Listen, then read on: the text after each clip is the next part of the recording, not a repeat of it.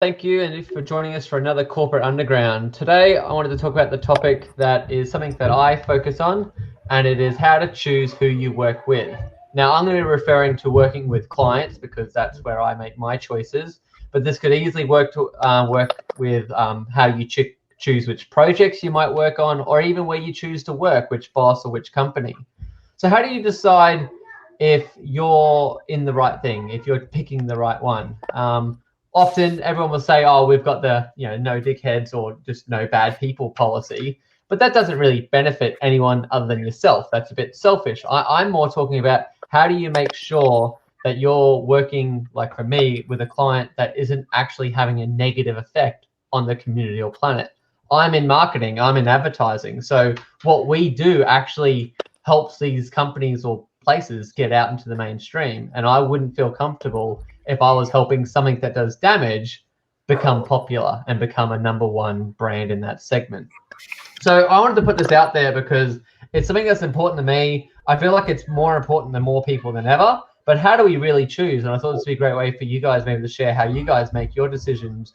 And I would also like to touch on the topic of how do you choose once you've already made your choice? Because sometimes you don't know and then you do. And I find cutting someone off mid something is much harder than once you're already in there. And if you can hear that, I don't know if you guys can. I've got a house full of little monsters today, and I've already told them 6 times to be quiet, but that means nothing in adult language. So I'll mute as much as I can. Finn, why don't we start off with you? How do you make a choice, I guess, when you're choosing to work with a company or a person or a project? Well, it's a really interesting question for me, particularly because typically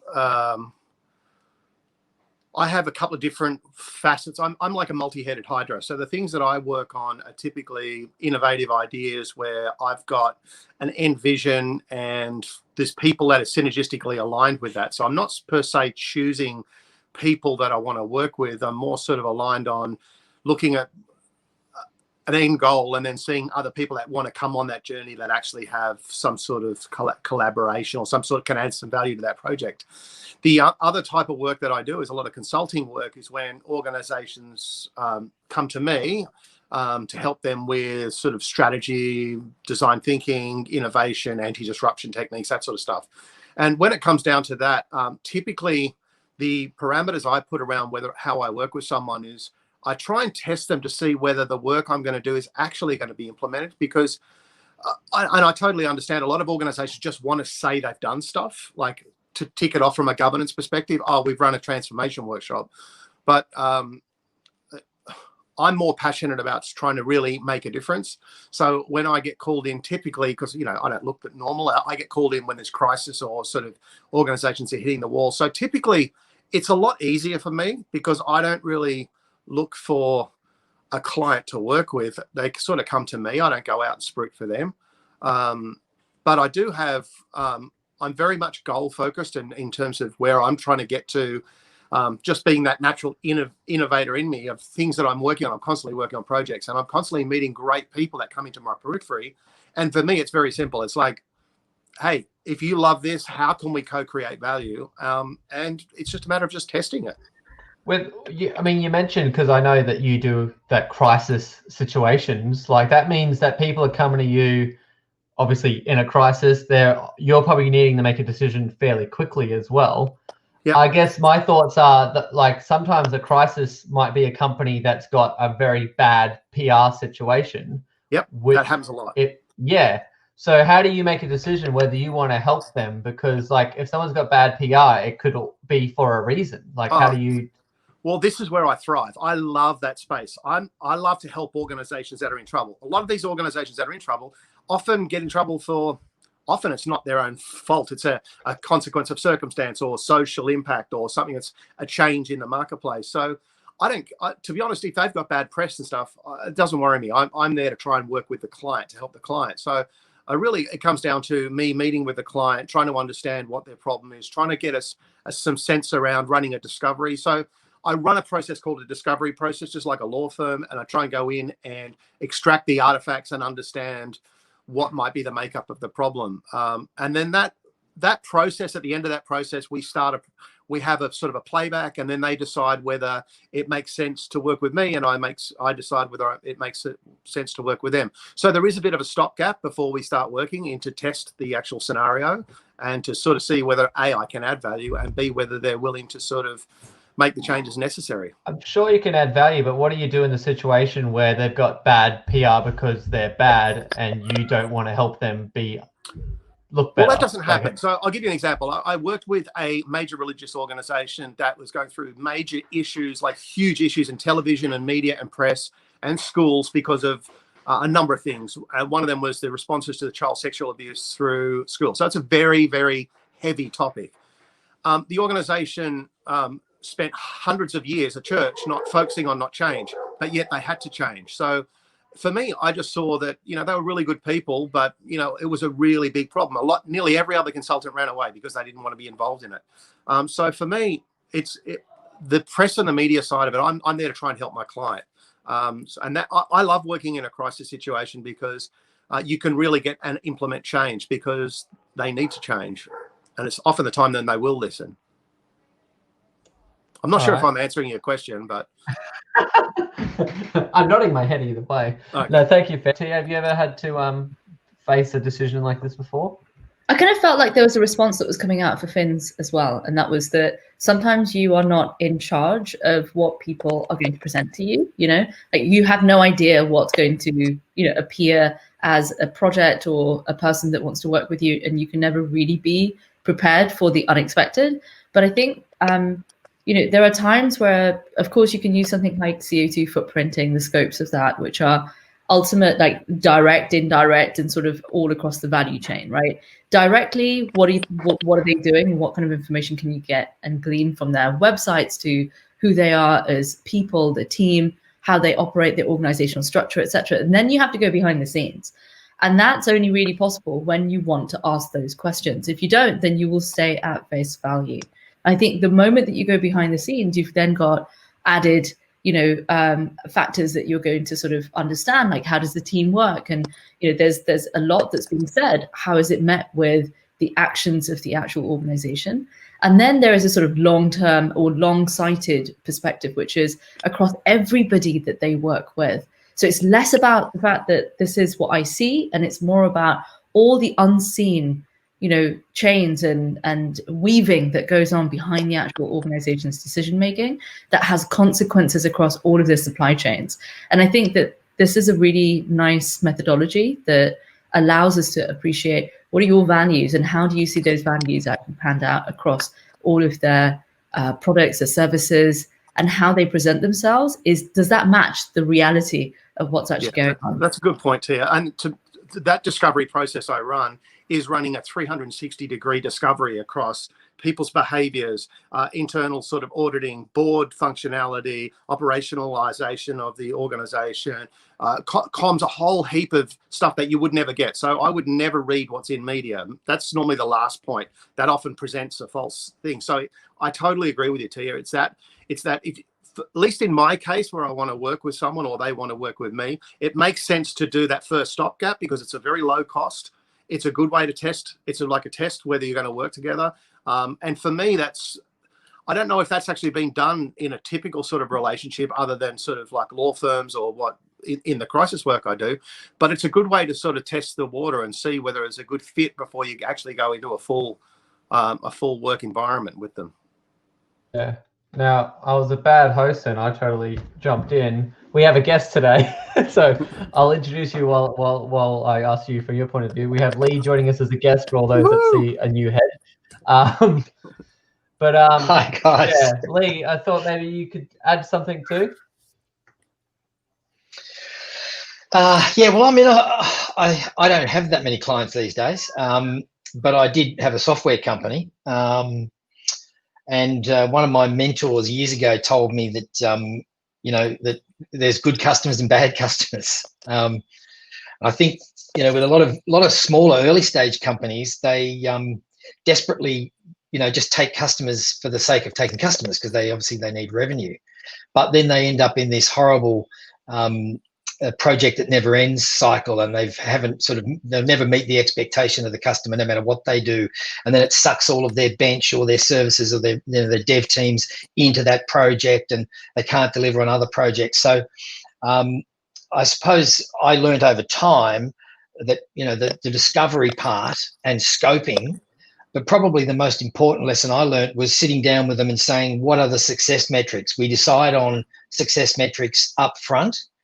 And that was a really interesting process, because when you start to understand what they're going to measure success on, particularly in technology transformation projects, it helps you match those expectations, and then it helps you make a decision of whether you believe you're going to be ever be able to meet those expectations. So I think those success metrics for me was the key as I got further into my company over a 10-year period, that helped me decide which customer I was going to work with and which one I wasn't. Yeah, I think I love this part of I think the first step for most businesses is, or even if you're a consultant, picking the clients, customers, projects that will do well. If they're a good match for you, both in the in so many ways you can measure it. You can measure them based on how they treat you. That's how they're going to treat your team if you have a team.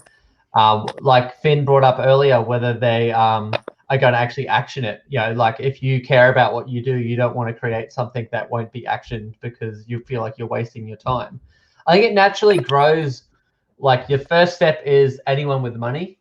When you start off your business, it's like, hey, I've got money. And you go, great, I like money. I'll sign you up as a client. And then you start going, oh, I've dealt with some really difficult people that the project blew out and that sort of stuff. But I guess I'm very interested now, because it's a stage that I'm at, which is really how do I it gets into the ethics side of things. Do I personally ethically feel like I should be helping this company? You know what I mean? It's not whether they, you might like them as a person, you might like the CEO, but do they have a really bad pollution thing, or are they really, do they not treat people equally? I think if you brand the segment that you're in and you declare what you stand for in that segment, it helps you cultivate and filter your customers in the first place, rather than just taking on anyone. If you say we're into sustainability or we're into destroying the planet, or whatever it is that you're into, you tend to sort of start to cauterize your market, rather than just going in and attracting everyone, being a master of different, trying to master every space. What do you think, AJ? Look, my sense is it's a tiered, and this is kind of a privileged conversation, because the people on this call largely have the ability to decide who their clients will be and not. But for the vast majority of people, you work in a company, the client rocks up, you're told who you need to work on, and that's who you work on. And you don't have the luxury of saying, well, I don't necessarily align with values, and so I'm not going to do it, because you get fired pretty quickly. However, I think that's why I say it's a tiered conversation, because I think the first question is, are you working for a company that shares your values and that is more likely not to put you in that position? That's the first thing. If you're then in that position and there is a company that, and I'll use your example, Finn, earlier about the client that you had in the religious space, where it's not necessarily a values issue, where a company might say, we're not prepared to work with the church, but as an individual, you might have a particular perspective about that. I think you do need to draw lines, and I think all of us every day have lines that we're not prepared to cross. And I think that if you have integrity and you believe in something, then you need to say, look, I'm happy to give this piece of work to somebody else. The other thing is, and I think to Tia's earlier point, and Tone, I think you touched on it as well, is you do need to draw some boundaries and some lines. When I had my first business very early on, we managed extreme sports athletes, so skateboarders and snowboarders and motocross, and a lot of those people were young kids. They were making a lot of money, they were very young kids. And we had a really simple rule back in the day that if you got, as your manager, if you got arrested for any one of a number of clearly identifiable serious offences, you could call me up, didn't matter when it was, 24 hours a day, and I would come and I would get you out of jail. But the minute that we handled that situation, you were no longer a client of ours. So we made it really clear that there was a line that we were not prepared to cross. and that we wanted to be in business with serious people, and you're either prepared to agree to those terms or you weren't. I feel like just the one little point that you touched on there, Adam, like you're right, like we're making the decisions who we work with, but like I have a team, okay, and I'm the gatekeeper, and who I choose to accept is actually influenced by them, okay. We actually, if anyone on my team doesn't want to work with a client for a ethical reason or whatever the reason is, we will not do that, okay. Like one example was one of my team members had an issue with weapons, like guns, okay, a gun manufacturer. He's really against them. Me growing up on a farm, I was like, well, farmers need guns, you know, like they have a purpose to control pests and stuff like that, and you get a license. So I had that sort of backing, but like I'm the gatekeeper. It's my responsibility to look after my team and to make sure that they feel comfortable at work. So like that's what we do. It's not necessarily like a company guideline. Like we don't outwardly say we don't work with these sorts of companies. It's more gauged by my team. And I feel like as if you're a decision maker at a company and you do have a team, do you even know what they are against? I guess so. Like, this is a question you need to ask your team if you care about their opinions on things. And if you've got a large team and you're issuing projects to people, like, do you ask them whether they, you know, because if you can pick 5 people to work on a project, 5 team leaders, like you have choice. Like if you might be giving it to someone that doesn't ethically want to work with that, and that would actually affect not just the person's happiness, but the quality of the project. Because if you love who you're working for, you're going to do a better job. And this is something that I think those up the chain need to start thinking about, that people do feel uncomfortable working in certain industries, categories, and things like that. Sure. I totally agree with that. But I think part of it is also that in diverse workplaces, and particularly larger workplaces, you will always have diversity of opinion on those things.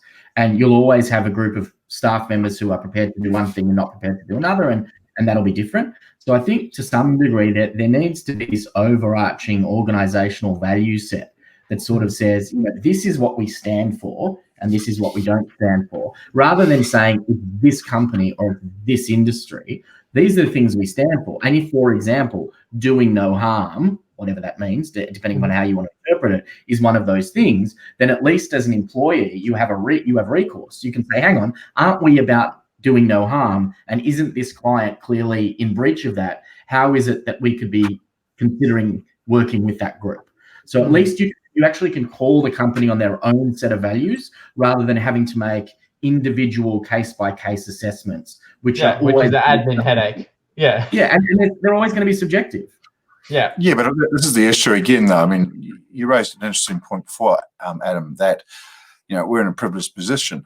But I mean, there are times. I mean, I had a client 15, 20 years ago during the AIDS pandemic, and we picked up one of the big foundations and we needed a phone system to be installed. And I said, this needs to be installed. And two of the guys said, we're not going in there. We're not going to go in and put a phone system in a foundation that has gay people and AIDS. And I said, well, you can either do that or you can find another job. Right? Now, ultimately, we got that work, we put that in.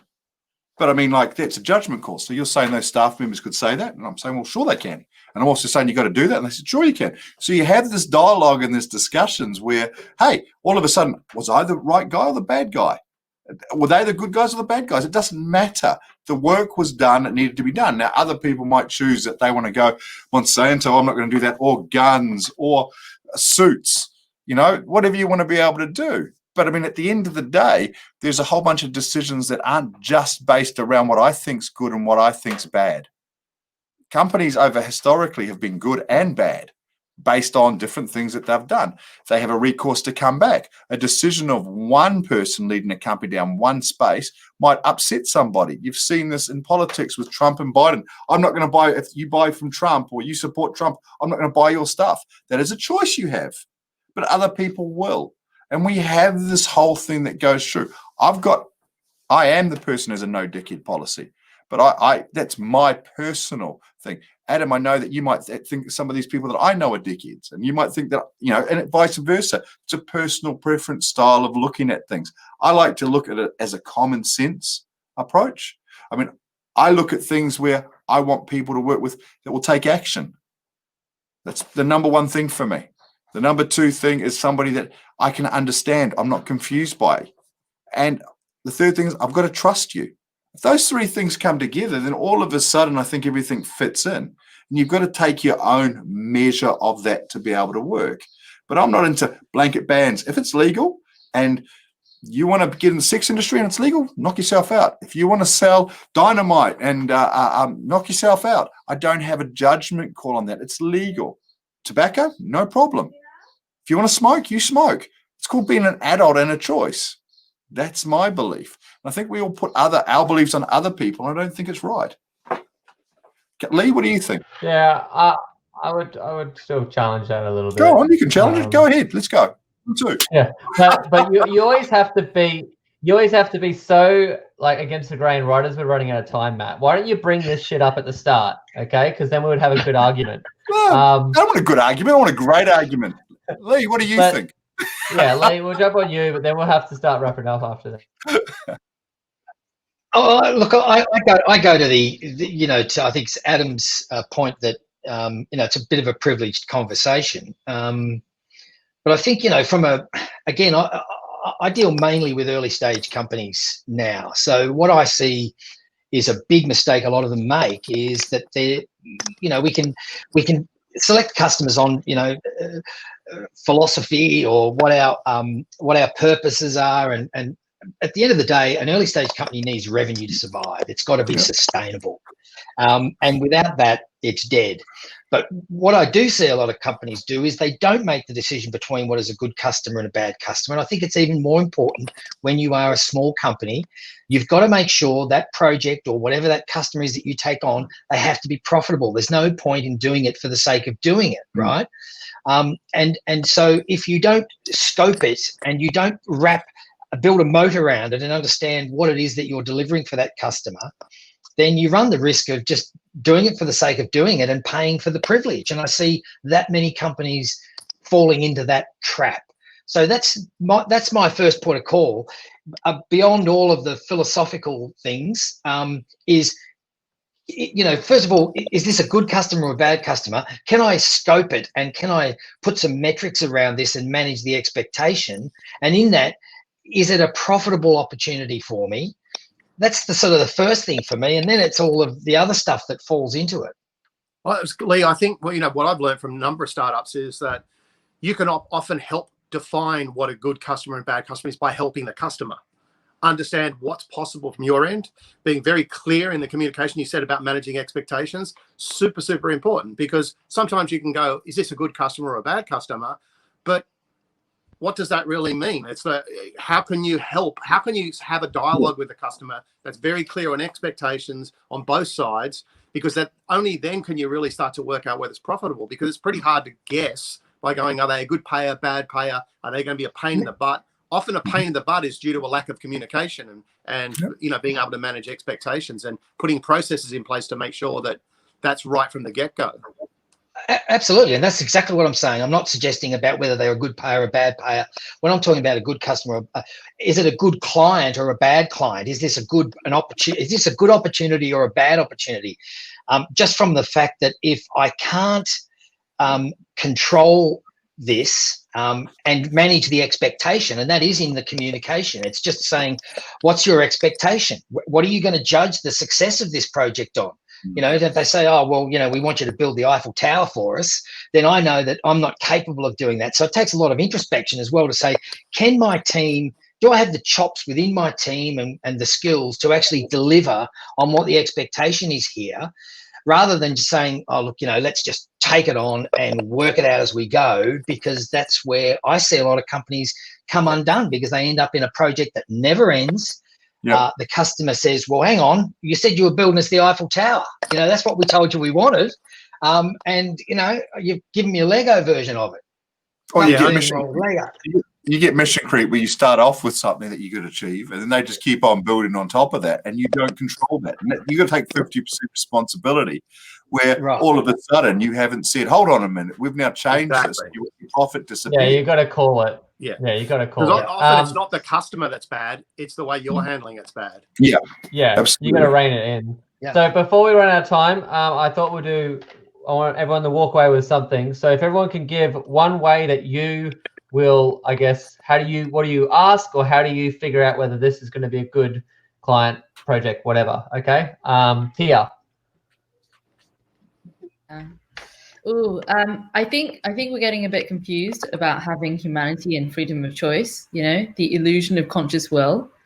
I think there is this, a deeper rooted human rights issue. Of course, if that is at play, there is no way that we would accept that, right? But there's also a difference between like human rights and, having a pair of clothes that you agree with.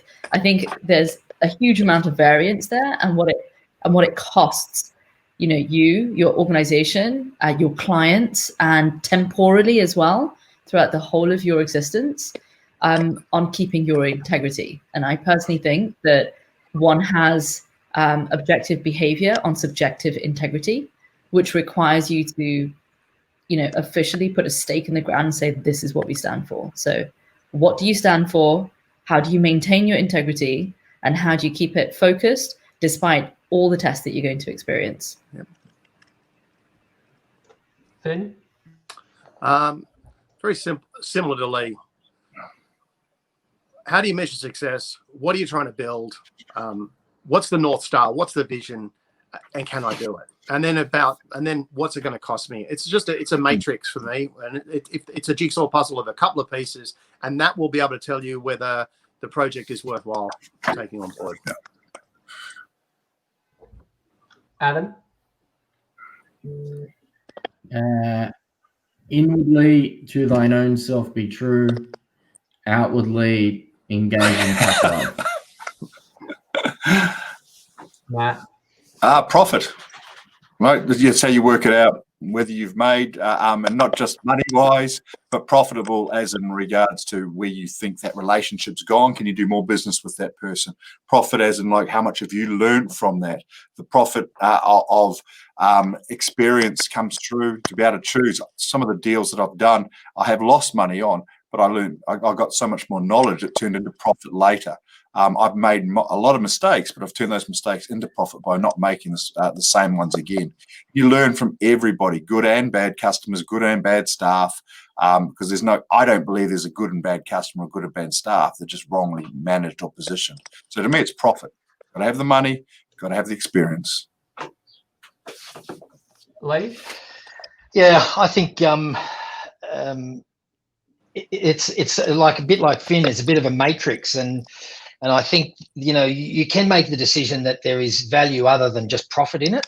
That working with this customer, is there a bigger opportunity, a land and expand type strategy? Do I go in here with the thin end of the wedge, get this first piece done, and then there's an opportunity for me to expand across the organization? So I think that's a real strategy.